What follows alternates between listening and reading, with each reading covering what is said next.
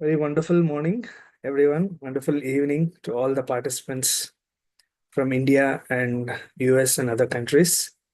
So, welcome to the day 16th of Swayam, my time, partnered by IFSS Omega, JBOI, PSSM Ignite, Breath Universe, Beat, PMMA, and PIMA.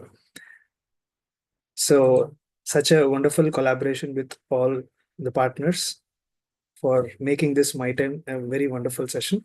And we are in the day 16th of our journey, and really all the very congratulations for all the participants for making such a wonderful program by joining every day for this session for sadhana, for listening to all the masters experiences.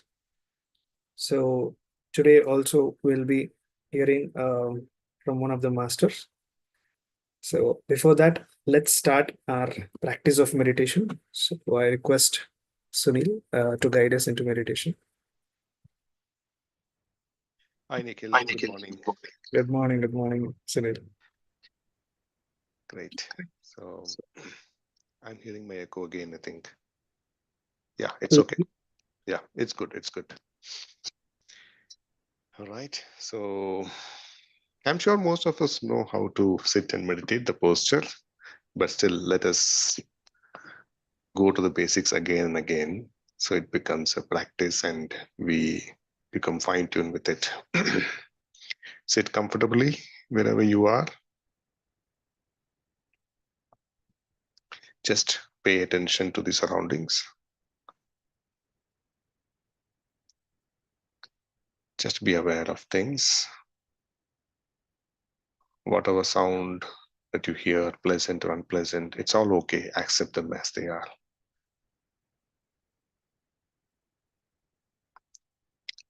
Now, bring your attention to the place you're sitting. If you're sitting on a floor, please cross your legs. If you're sitting on a chair or a sofa, cross your feet. Clasp your fingers, just interlock the fingers into each other like this and place them on your lap. Before that, if at all you're wearing spectacles, please remove them.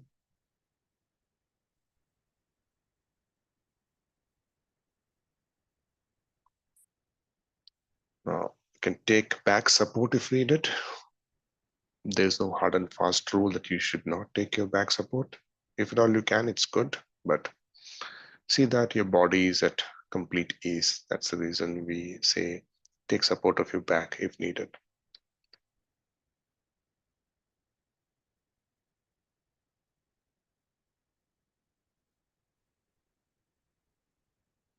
Now, bring your attention to your body.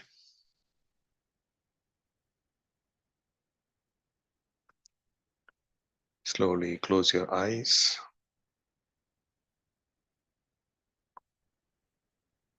Before we get into meditation, let us just scan our body to see that the body is at complete ease.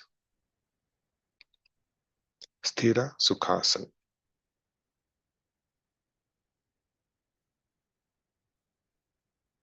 That's the reason Patriji always says, sit comfortably as the first thing. Let us just scan the body from head to toe.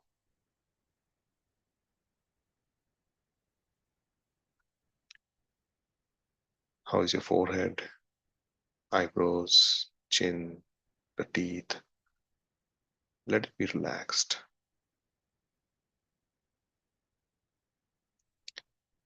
Relax your shoulders, arms, the clasped fingers. Please loosen them a bit.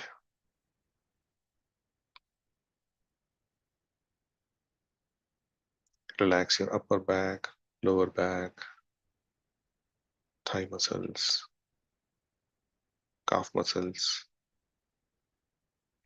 and your feet.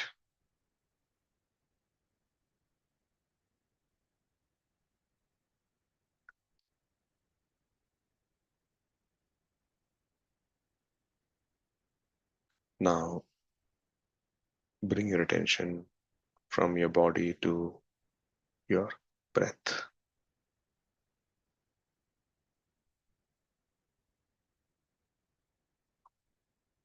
Allow the breath to inhale and exhale in its natural way, the way it is now. Don't alter the breath.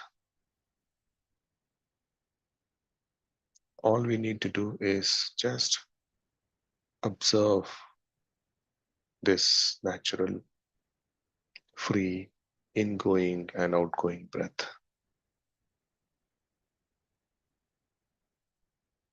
Please feel free to feel the breath either in nostrils or abdomen or wherever you feel like.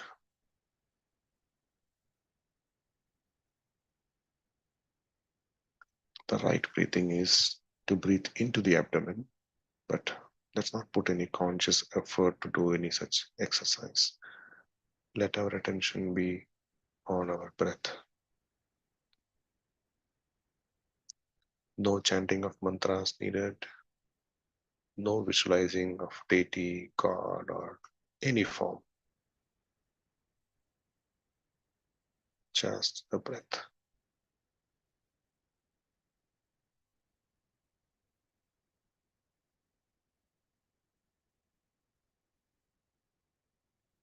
Now, the only thing that can come in between you and your meditation is our own thoughts.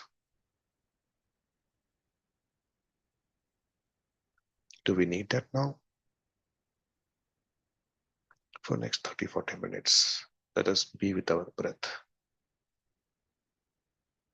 If thought comes, that's okay. Keep it aside. Park it like your vehicle.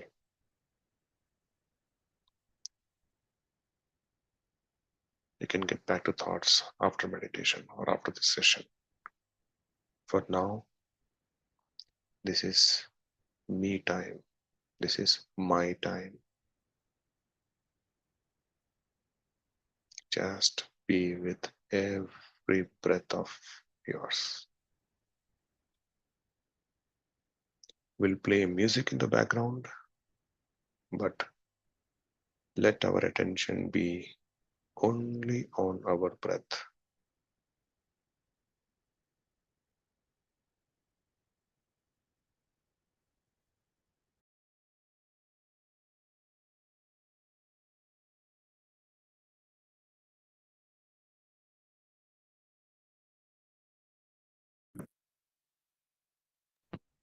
Cut the thoughts and come back to your breath.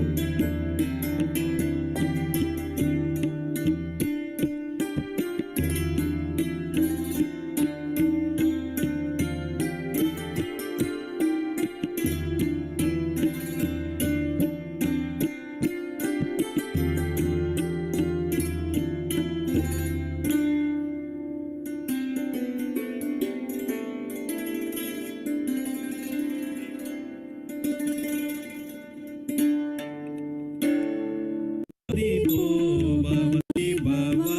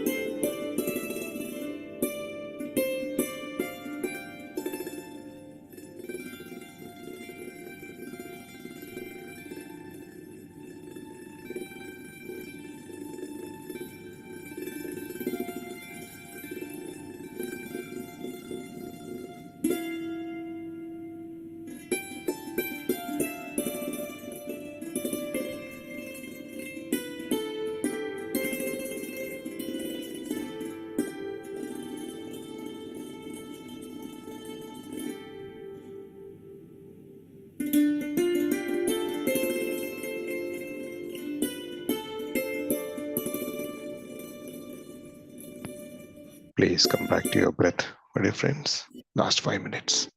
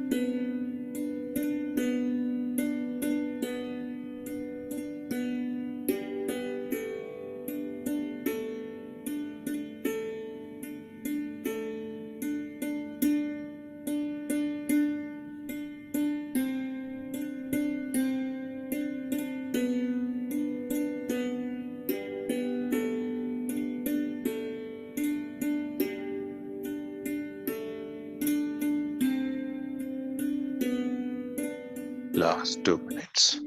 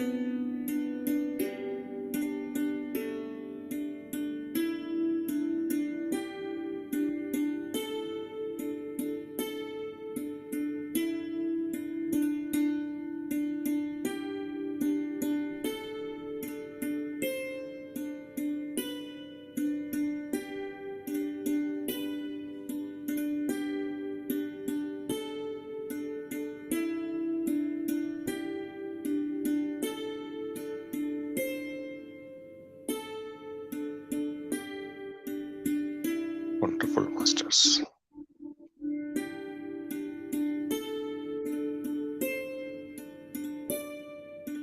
Please bring your attention back to your body.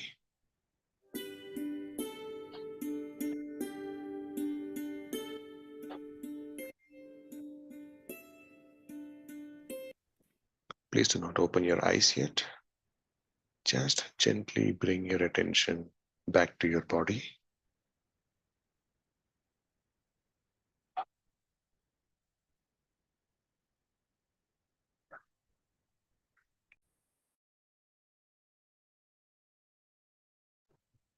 Slowly, you may now unclasp your fingers, rub the palm and place them on your eyes for a few seconds.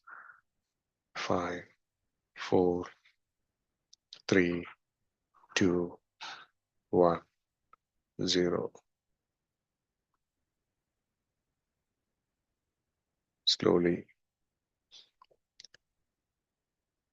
at your convenience, you may open your eyes and give a smile to yourself. Please take your time. All right. So that is Anapanasati meditation. Thank you so much for your time, masters, for your own time, my time. Over to you, Nikhil. Thank you. Thank you so much, Sunil, for your guidance. It was so good. Meditation was so nice today. And thanks, Jenny, for the wonderful music. So now it's time for listening to Master's experience. So, as every week, we are meeting a new young master. So, this week, again, we are with another young master, Bhaskar. So, he's basically from Vijayawada, if I'm wrong. Rajamandri. Rajahmundry, sorry. Yeah. Rajahmundry. He's currently staying in Pune, working as a content marketer. And he was a vegan. He is a vegan and also a fitness coach. And a lot to know about him. When I interacted with him, I always learn something new from him. So a very wonderful master, and basically from a family who is into meditation. Their parents are into meditation, so he has been around 10 plus years. He has been into meditation. So let's hear from him. Over to you, Bhaskar. Hi, Nikhil. Good morning. And everybody else here, good morning or good evening. Nice meeting you all. The meditation was so good. I actually had to put an alarm. I'm not used to waking up this early, but it feels nice to see a lot of new people and interact with a lot of new people. So, yeah, hi, I'm Bhaskar Adari, and I am from Rajahmundry, Andhra Pradesh, and I grew up and I was born and brought up over there only. And to just give a short intro of my meditation journey, I am fortunate enough to born in a family where my both parents were into meditation and spirituality. So back then we got introduced to Patriji in 2012. But before then, every summer vacation, when I was in first standard, when I was in second standard, at that age also, my parents used to send me to Ramakrishna Matam, Vivekananda's Ramakrishna Matam. So all my majority of my summer vacations were over there, learning yoga, meditation, shlokas and all. And in 2012, we got introduced to Patriji. He came to Rajahmundry once, and yeah, that is how we started. And that was my meditation journey. But my journey with Ahimsa began after 2012. Even though we, as a family, were into meditation, we were also hardcore non-vegetarians. So that was a bit of a conflict in our family. My parents used to always think about adopting a full lifestyle based on ahimsa, but we were in a family that was thinking it was not practically possible. We are in family gatherings, etc., etc. But in 2012, when they attended a session in Rajahmundry, they got to hear an analogy of how dead living beings are being treated by cooking them and eating them. Are we not making our bodies, which are considered to be temples, into graveyards? So this was an analogy, this was an example that shook my parents, and they immediately uh, made a decision to turn their lifestyle then and there. And we were also pretty uh, at a very young age, right? So me and my younger brother, I was probably in my sixth grade, and my younger brother was in his fifth grade. So that's how it shook us completely. And but my personal ahimsa journey went a bit even more deep. If I compare with my parents or my younger brother, because I was someone who always liked to question things and ask for the why. If I don't get the reason, I'm not satisfied. Okay, this is a pretty good logic of why we should be able to think about animals being treated this way. But okay, even then, why? Even then, why? What about plants? What about other beings? So I was into this. So that is when I got enough interactions with enough people. I used to interact with all sorts of friends who were into Jainism, who were into Islam, who were into some of my friends were into Buddhism. So I used to get a lot of data points to understand what and how things work in this lifestyle. Then I slowly started leaving all the other products which come out of animal abuse, like silk, leather, uh, honey.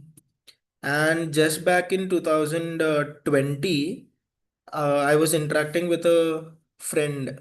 So this is a story of how I became a completely plant-based person, just to give one line context. So in 2020, I I was interacting with a friend, and we were talking about vegetarianism, ahimsa, and stuff. And he asked me a very interesting question. He told me, "Do you know what happens in the dairy industry? Do you know what happens to the..." And I was at that time, I was almost at a place where I think my spiritual ego was at that place where I was 20 years old. I was in a mindset that since childhood I was into ahimsa. So I asked a lot of questions and I got enough answers. And I finally can say that I know majority of the truth and I am standing for the truth. And I've conducted enough Shakahar rallies, vegetarian rallies in and around Andhra Pradesh. And I was a part of many vegetarian rallies through PSSM. So I know my stuff. So that was my position. So this position was again challenged, and I got back to my root, humble, questioning nature in 2020. My friend just asked me to, I'm not asking you to take back whatever you're saying, but please do consider this because you seem to be a very logical person and you are voicing out for the animals. That is very nice. You're voicing out for the hens. Any other animal, but if the point of discussion was about dairy, and I know for sure that we will not do any harm for the cows or the buffaloes, because we grew up in a family. My grandmother sells milk. We have buffaloes and cows too. So I never saw my grandma abusing or ill-treating the animals. So this must be all false information, some propaganda and stuff. And also, as a country, India, we treat them as Gau Mata, right? So there is not a possibility of all this being truth. So he asked me, just check with your grandmom. You will get your own truth." And I did the same thing. Uh, that week itself, I went to my grandma and sat with her, asked her a few questions, some basic questions like, what is the average lifespan of a cow or a buffalo? Naturally, she said they can live up to a 22 or 25 years. Okay, so right now I'm 20 years. That means the cow or a buffalo which was born when I was born in 2000, year 2000. If I am 20 years old right now and we've been doing this milk business for generations, that means the cows and buffaloes we had when I was born should be existing right now, right? If the natural lifespan is 20 to 25 years. But these are different animals. Those were different animals. And that is when it struck that even my grandma changes the cattle every 4 to 5 years. This was a point that I never saw, even it was happening in my own family. And I just asked, why are we changing these animals if their lifespan is 20 to 25 years? Oh, they stop giving enough milk, and it is not profitable for us. We have to sell certain amount of milk to maintain the family income. Okay, so how are they getting the milk? As much as I know, according to biology, females can only produce milk when they give birth, when they become mothers. So are they constantly in the mother and lactating phase? So this was my second question. And she was like, they naturally don't. We have a process, we take them to the veterinary and the veterinary doctor injects them with the bull semen. It is like that. This is how the industry works. That is how we make money. Oh, I didn't know this. This seems not natural. This is not natural at all. Like, is this how? Like we it is a village again. It is not a big city. Okay, if this is what's happening in the villages, what about the cities?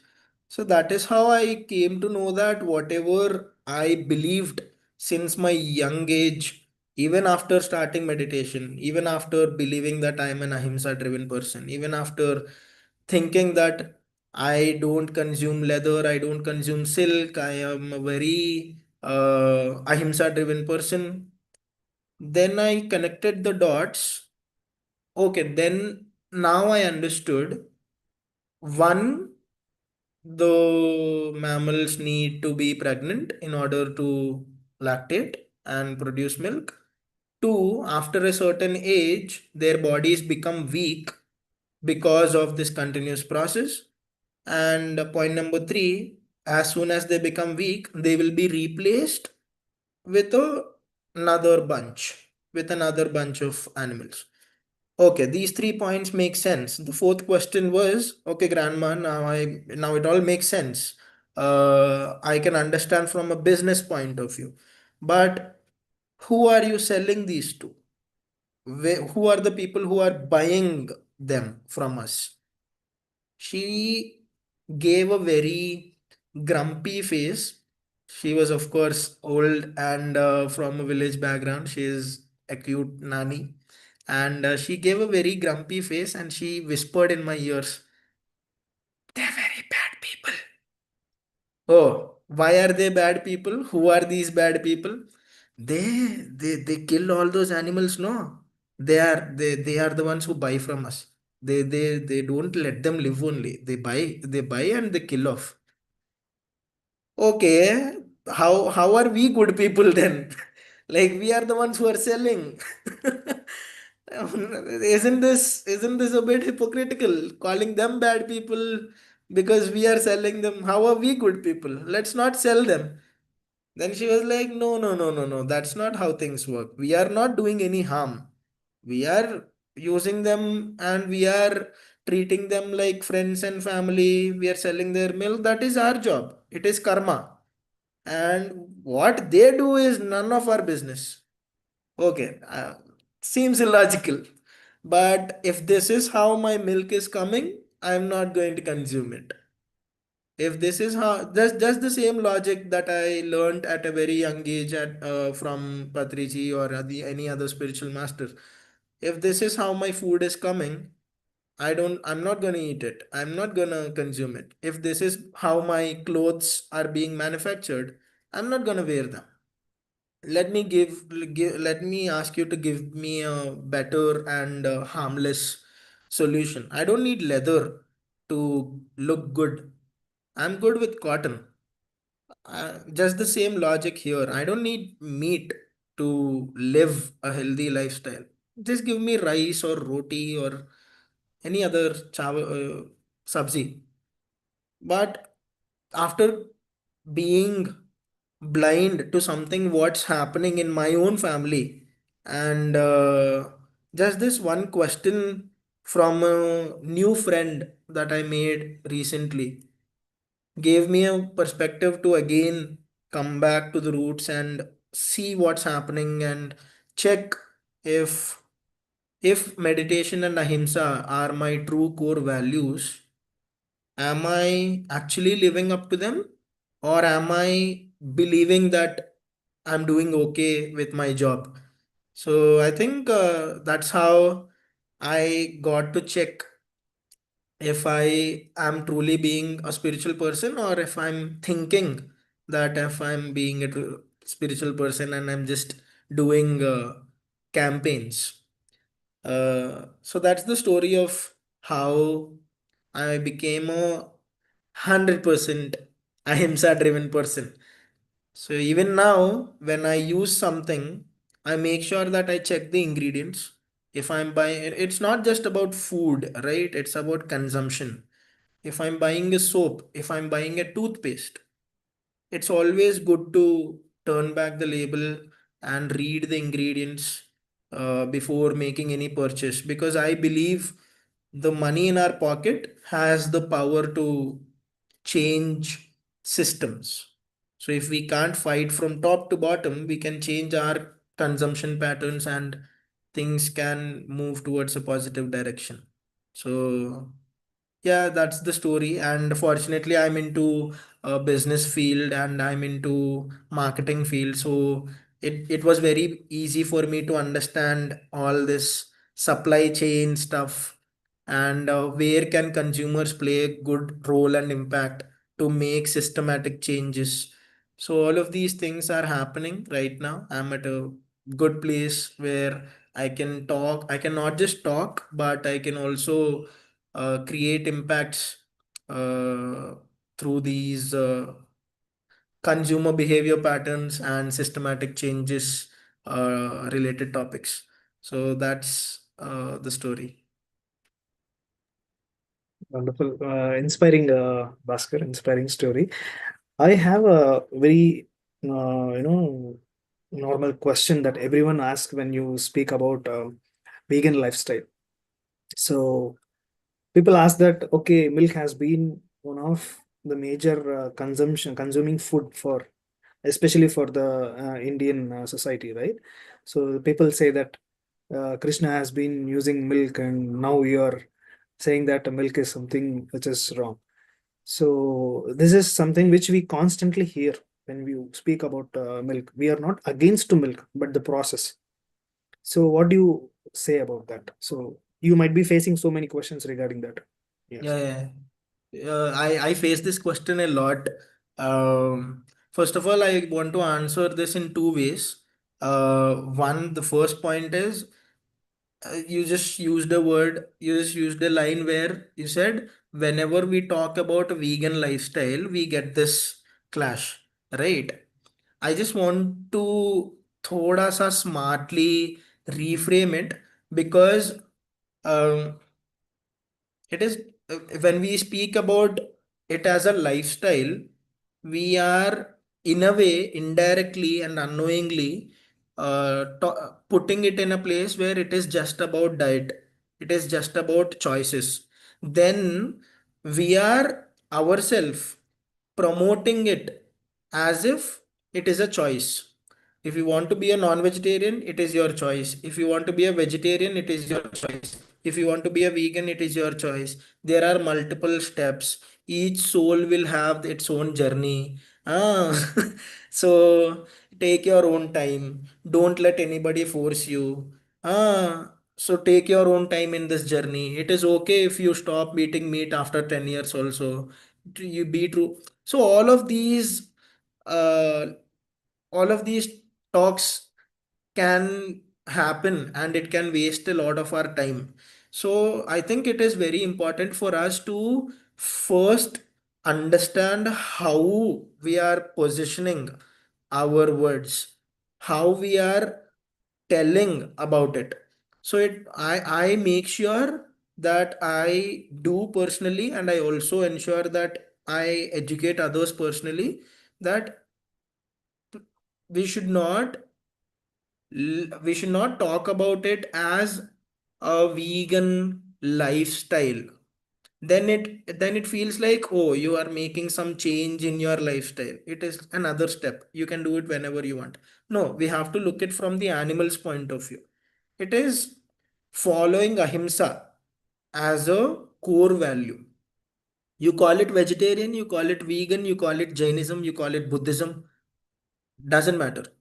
So I started reframing my sentences, because whenever someone is asking me when did you become vegetarian, I used to say 2012. And whenever someone asked me when did you become vegan, I used to say 2020. But that statement itself is false. At, if we look at it, I became an ahimsa person in 2012. You may call it vegetarian, you may call it vegan, you may call it anything. So the decision that one should not harm animals is nothing but veganism, is nothing but vegetarianism, is nothing but ahimsa lifestyle. So when we are saying I became vegan in 2020, that means I'm connecting it with leaving dairy. Leaving dairy is not veganism. Veganism means you are believing and following a life where you are making sure no animal is being harmed because of you. Isn't that the same definition we had for vegetarianism? So what's the difference?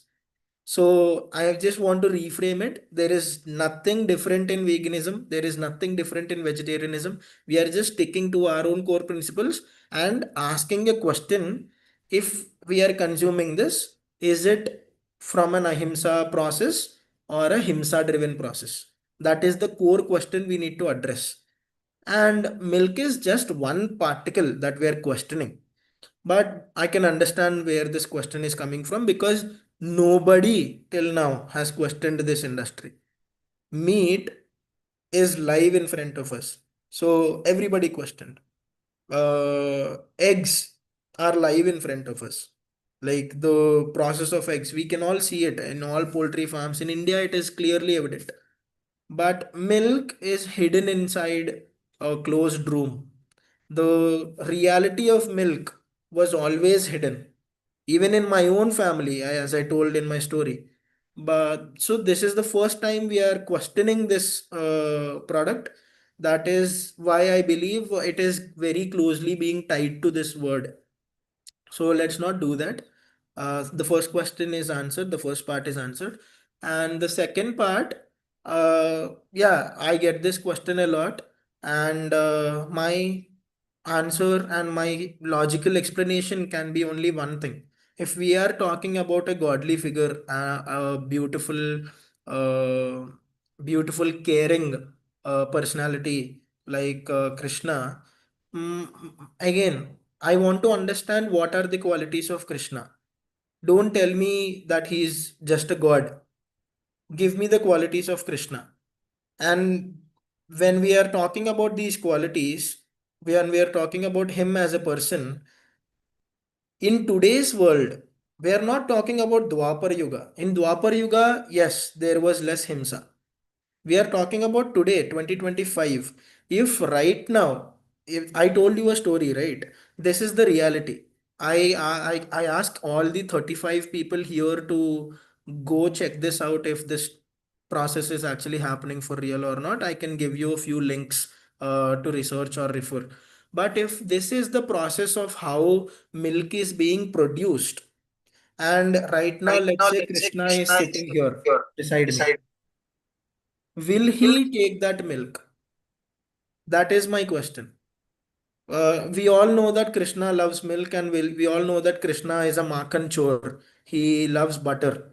But if I give butter to Krishna in 2025 now, will he sit here and say, "Oh, this for this butter to be made, so many cows are being tortured and so many buffaloes are being tortured, and the buffaloes who can live up to 25 years are being just killed in 5 years because of this process, and you are making butter out of it and you are giving to me.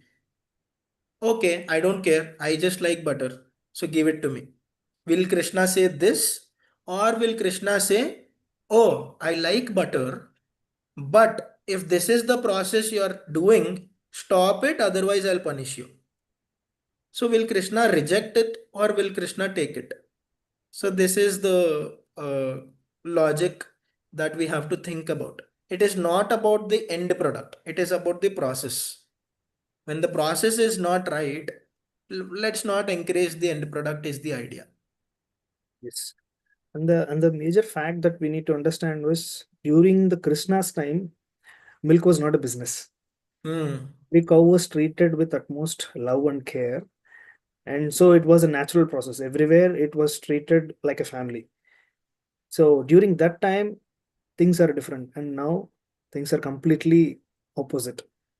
So when you're considering the current situation, you have to adapt to the current changes.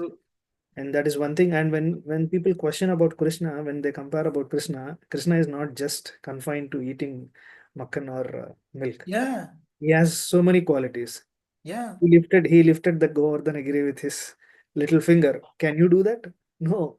Hmm. So when we are comparing with someone, a kind of icon, so you should not do what he has done. A guru, we always have to follow one thing. We should not do what guru has done. We have to do what guru has said. His teachings are the important things that we need to follow. It's not his what he has done. So that's what I take up with this conversation. And one more question here, Bhaskar. Since you have been into a family where you are core non-vegetarian, and now your journey is being completely driven towards completely opposite lifestyle, to be a vegan. So what? So all this research and questioning why has made you to this journey, right? So in this process, you might be facing a lot of it can be like rejections or the oppositions or people would have been pointed you why you are doing all these things. This is all trash. You can follow your lifestyle. So many things you have been hearing, right? You might be hearing. So what made you to still stand on what you have believed in, your values? Hmm. Let's say, for example, in your family itself, your grandmother was doing the milk business. So it seems very hard. See, for me, it's very easy. I can just change and I can inspire from others and I can change. But if it is happening around us, so how did you manage to get on to and stand to your values? Hmm. My grandmother's family is still into milk business. It is from my mom's family. So because we were far, we grew up in our dad's family, right? We grew up in our father's family. Here, there was no milk business. In my father's family, there was no milk business, but everybody is a core, hardcore non-vegetarian. One we were stern in our values whenever we used to go to any family gatherings. We used to just avoid whatever they're serving, and even if it is drinking water or having any plain fruit, it was okay for us. And we used to manage them well, saying that it is a conscious choice that we made. Please don't feel bad. We're not insulting you in any way, but this is what we are choosing. And in the start, I was a kid back then. My mom or dad can answer this question better. In the start, there was a lot of criticism from the family, but right now we are at a place. It's been so many years. Right now, we're at a place where everybody knows that we are into this value system. So whenever we meet any family from my mom's side or my dad's side, they themselves know what we consume or what we don't consume. So they make sure now they respect us when whatever they do, but they make sure that. It is not being done in front of us. Otherwise, we might oppose or we might, and they don't do it out of fear. They do it out of making a mutual understanding in the room, and that is how I think we have to uh, be okay with. Because if we are not okay with this, all the balance of maintaining relationships can shatter a lot. So yes, we stick to our core values and we reject whenever there is animal cruelty being done. But yeah, where we make sure that we don't end up abusing or we don't end up getting into an argument with anybody. So that's how I'm trying to manage stuff. Yeah, this happens to all of us. When we started meditation, when we changed ourselves into completely vegetarians, people might have seen us quite different. So we still stood up because we believed in it, and we were consciously understanding the importance of being a vegetarian. So this, even the same thing applies when our consciousness expands. So when we become more conscious, we see the harm or the cruelties happening in a very minute way, Mm. which is not seen. Also, Yeah, yeah. we can feel that and we can see that. So this happened to me as well when I changed to. I'm from a basically I'm from a vegetarian family from my birth. So after coming into meditation, it's been very easy for me to be a vegetarian. So I used to, when I used to teach about vegetarianism, people used to feel so hard, and they feel so hard. I used to think why it is so hard when they realize it is so easy. But the realization is the main point. So this experience I had when I started, adapting, converting into vegan lifestyle. So it was very hard for me to leave milk products. So at Mm. that time, I understood, yes, this is not so easy, but still, when you consciously believe it, or it's not about the belief, it's the experience and the truth that you see behind everything. So when Mm. your consciousness expand, it's easy for you to change. It's not so Yeah, difficult. So yeah. this is my experience. I just wanted to add here. Yeah, I you. again wanted to add just 2 points. One thing, I'm sorry, I'm doing this the second time. I'm really sorry. But I feel that it is my responsibility whenever I can. Let's not use I converted into vegan. Mm, So yeah, right. because again, when if someone asks you, why did you stop wearing leather? Majority of us here will say, oh, we were into a non-vegetarian lifestyle, but after understanding what meditation is, after understanding what ahimsa is, we got to know that leather is skin of animals, and most of us can relate to this. At least me, my answer is, my Guru Patriji said we should not harm animals, and leather is skin of animals. So whenever there is animal cruelty being done, the core value that is inside me is ahimsa. I'm checking from that. I'm checking from that lens. So in a way, I can confidently say that I left milk because of Patriji, because of PSSM. It is not some outside concept. I learned ahimsa in PSSM. I chose to not harm animals after starting meditation through PSSM, and that ability to stick to my core value and look at everything that I consume from that core value. grew as a habit because of Patriji. So that is how I see it. Whenever someone asks me, when did you convert? No, I didn't convert. I stuck to the core value. That's it. And second, uh, I spoke about how we are managing the family, right? That is being done and it's been happening for years and it is going quite well. But if I can tell you about my generation, 20s, who are in their 20s, Gen Z, younger to me. So with them it is a bit tough. So what's working for me right now is there is one common point in every Gen Z kid or any millennial 18 to 25-year-old person. If you see, majority of them right now are standing towards one or the other justice movement. So they are standing with one or the other justice movement. It can be related to anti-caste. It can be related to women rights. It can be related to human rights. Anything.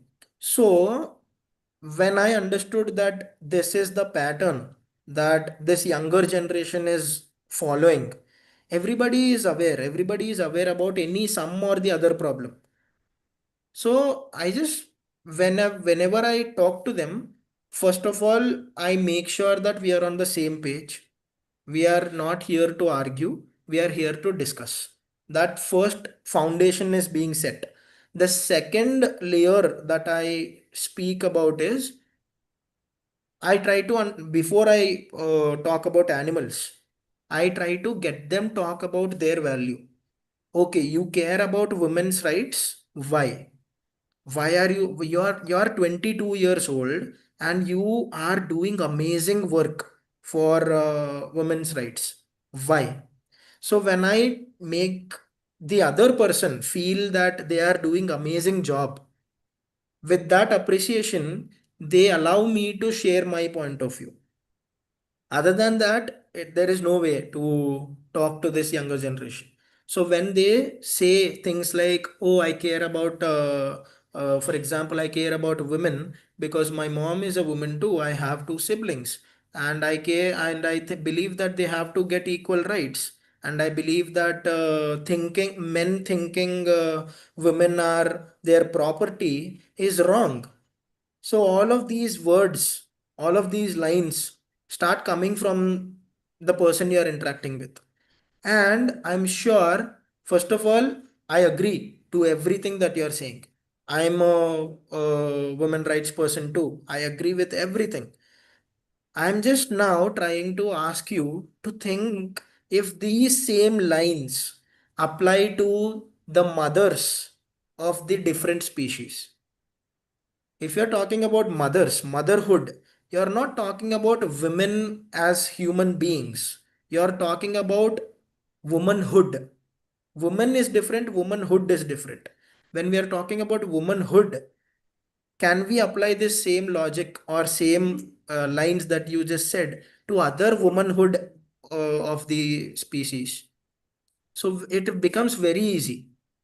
That is how I think the new generation needs to be dealt, and the chances of argument are very less here because you're already tapping into their point of view and making them question their point of view itself.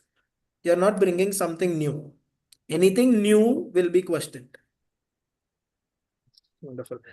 And there is another question in the chat box. Uh, one second. Yeah. 1 second, Bhaskar. Yeah, it's from Pavitra.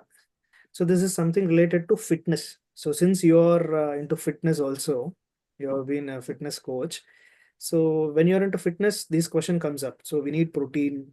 You need to take cheese or some milk products for calcium and all.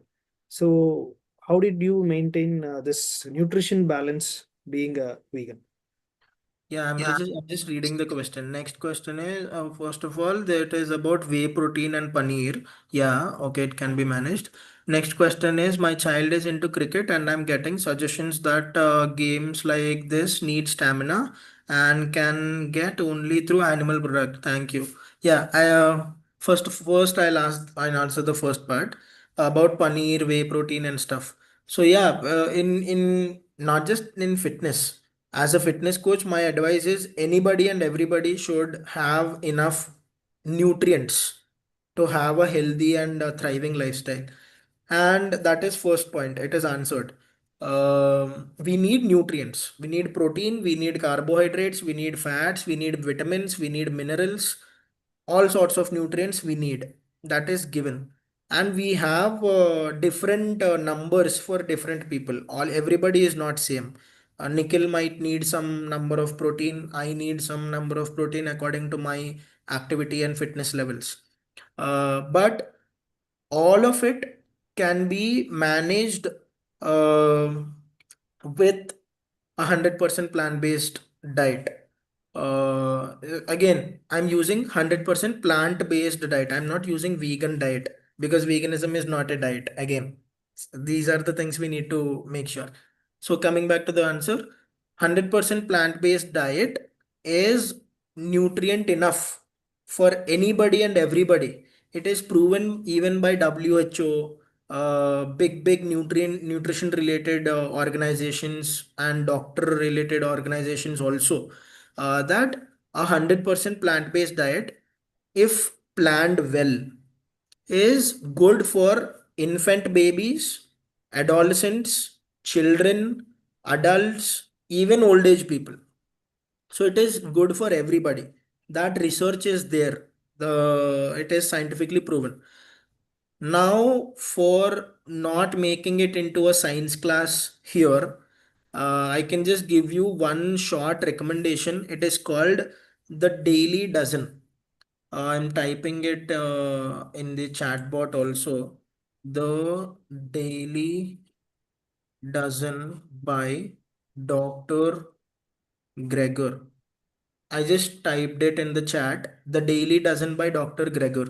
So Dr. Gregor is considered to be world's one of the leading plant-based nutritionist, plant-based doctor and researcher. He does latest research in plant-based lifestyle and he posts all the research for free online. Uh, the Daily Dozen is a framework that he designed. It is available for free on the internet. There is an app also on Play Store and App Store. You can download and use it. It's basically dozen. Dozen means 12. It is 12 things that we should do every day. One of it is exercise, and one of it is drinking enough water. Apart from these two, water and exercise, the remaining 10 things are about different kinds of foods: beans, grains, fruits, vegetables. So it is a framework of how many times we should eat, of what we should eat. 12 things we need to do every single day. So if we do this, so this is how the app looks like. It is on my phone also.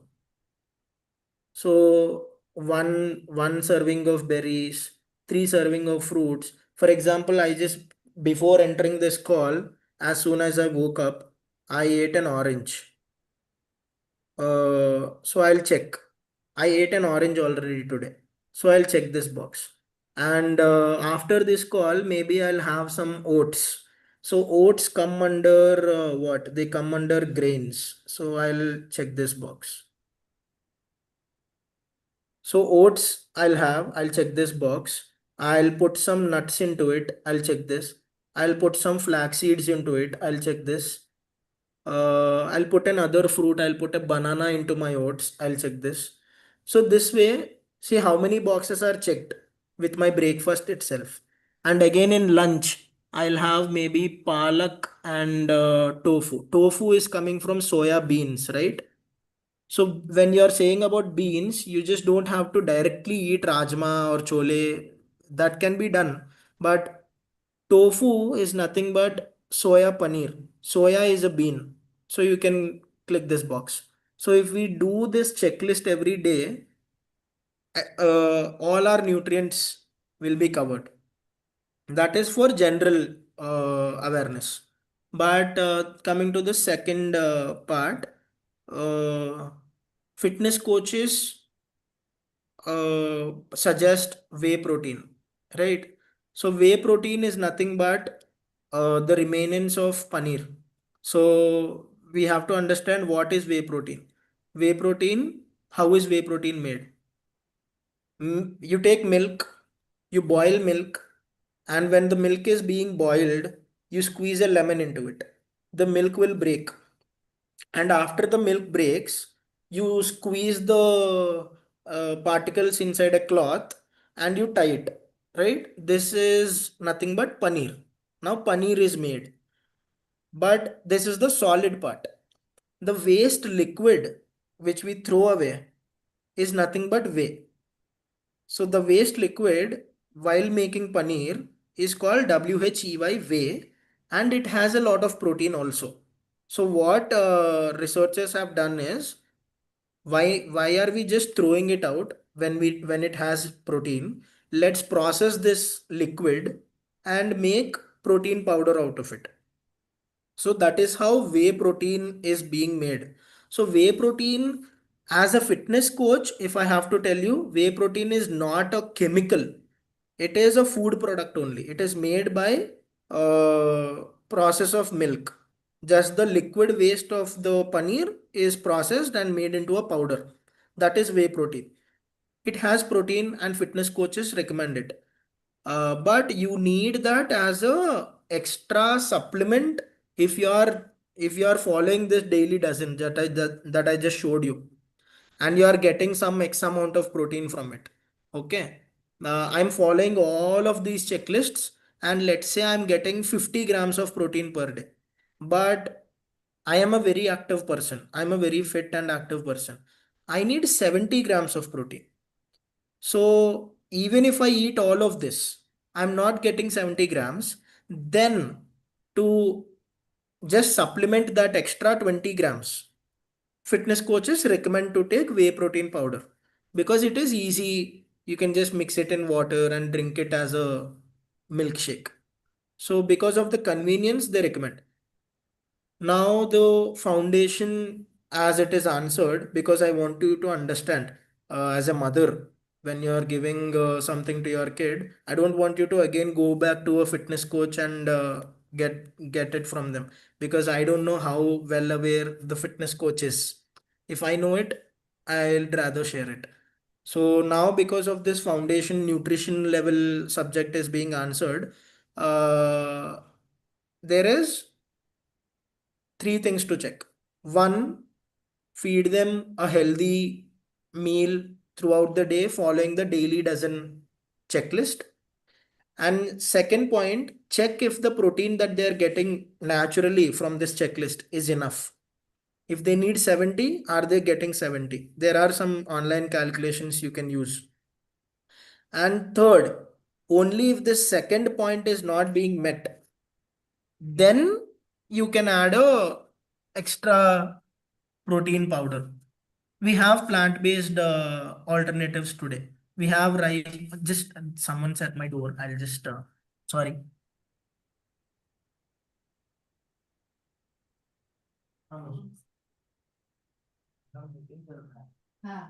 Adding to this, I just wanted to add one more point. Yeah, Since you asked about this cricket, your son is into cricket. There is a video, it's a documentary called Game Changers, where all of them are athletes. All those experiences of athletes who have been following a plant-based diet. So it would yeah. be their experiences would be so great. It's like athletes. Everyone are like athletes. So just watch it in the YouTube if possible. The name is Game Changers. The Game Changers. Game Changers. Excellent documentary.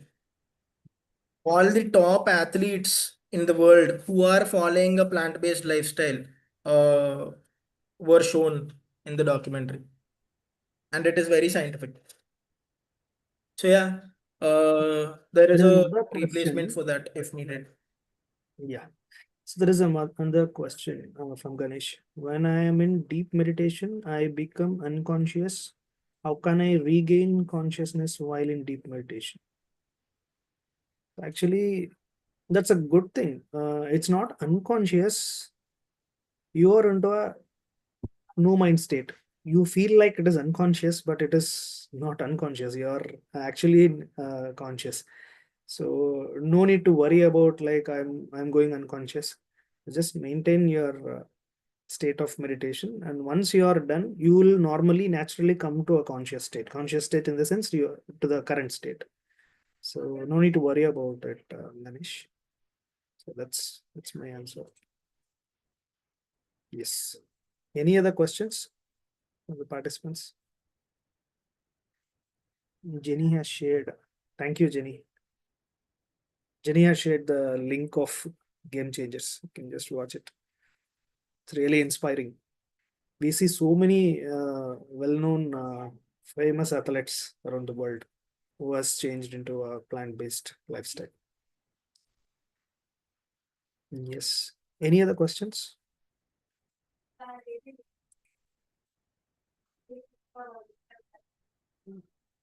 Okay. Okay. If no questions, we can end today. Thank you. Thank you so much, Bhaskar, for sharing all your insights and experiences. It's really inspiring. I always, when I meet you, I take something new every time. So thank you. Thank you so much for sharing your experience here. Thank you. Thank you. And I hope it went well. I'll just share another small documentary recommendation. It's called Maa Ka Doodh. It is an Indian documentary. So it is, I just shared the link. It is in all languages, like all the major languages: Hindi, English, Telugu. I think it is in Tamil also. So this person called Harsha, he is a very young guy.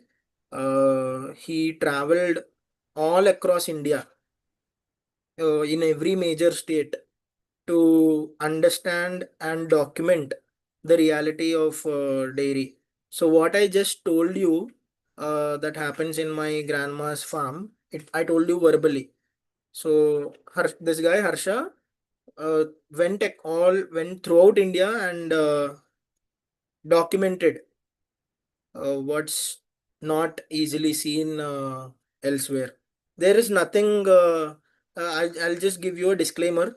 When we talk about animal cruelty documentaries, there is a lot of blood, there is a lot of cruelty, there is a lot of harm that is shown, right? And many of us here might not be ready to look at the reality. So, one a good thing about Ma Kadud is Harsha, the director, took as care as possible to not show uh, too much of blood and harm, and showed the reality as much as possible. So one thing about Ma Ka Doodh which is good is this. But if you can spare some time to watch it, please do. It is, I think, 2 hour long. Yeah, 2 hours long. Yeah, we have one question from Gangadhar. Yeah, Gangadhar, you can unmute. Yeah. Today, the meditation is so good, and so I feel like very happy to meet Bhaskar today. The way you explain Bhaskar, the way you put in front of us, right, the words and everything, and it's so excellent. So you are so younger than me, but I feel like I should be like you. I'm not sure like how you got this maturity, like speaking and the way you are putting in front of us. So I felt so happy. Thank you very much. Just I don't have any questions, but I'm like enjoy mode by having your class today. So Thank you. happy. Thank you. Thank you so much. Thank you. Thank you, Gangadhar, for sharing your happiness with us. Thank you. Yes. Okay. I think there is no more questions. Okay. Preeti, Preeta. Okay. Yes, Preeta. Yeah. Thank you so much. 1 minute. Yeah. Thanks so much. I loved the session and all the explanations that was given were really beautiful. So I had like one doubt, like I know I think what is to be done, but I'm a habitual tea drinker only in the morning. And I keep hearing about other milks that can be replaced. So if I still want to have those half a cup of chai or just 2, 3 sips, what is the best way to consume it? I've given up most of the milk products, but that part, it has still stayed with me. But I'm definitely going to watch the documentaries and whatever he has said. And maybe it's time for me to let go of that. But any suggestions on this? Yeah. So one thing, the first preferred answer came out of you itself. You already, you can definitely make some changes from your own habitual consumption patterns. But an easier way, if you crave the taste, oat milk suits the best. As far as I've experienced, I've tried everything. I've tried all the oat milk, almond milk, everything. So yeah, oat milk works the best. And Okay. also, just to make sure, there is a possibility of many people asking you if you are, because my mom also asks me this, and she is now fine with the logic that I can give. Um, it is very common for vegetarians also to be asked if you're, it's like, if you are against milk, why are you looking for the taste? You can so, and one thing we need to understand is we are not against the taste. Yeah. Taste is not the issue. The process is the issue. That's true. Yeah. So we are here to have tasty, healthy food. Yeah. And if the taste is coming from a, cruel process, that we are against. So we are trying to recreate taste in a non-cruel way. Yeah. That is the only thing that we are doing here. If oat milk can suit you, it works the best. Thank you. Thank you, Bhaskar. Yeah. I'll surely try that. Thank you, ma'am. Thank you for your question. So, Bhaskar, Gangadhar was asking, like, where can we follow? I just sent your number. Yeah, it's my WhatsApp number. Uh, Yeah. And you can also check out my Instagram. I post some pretty good stuff over there also. Yeah, you Like, can post your Instagram name here so that yeah, people can follow you. I'll just share it on the chat. Uh,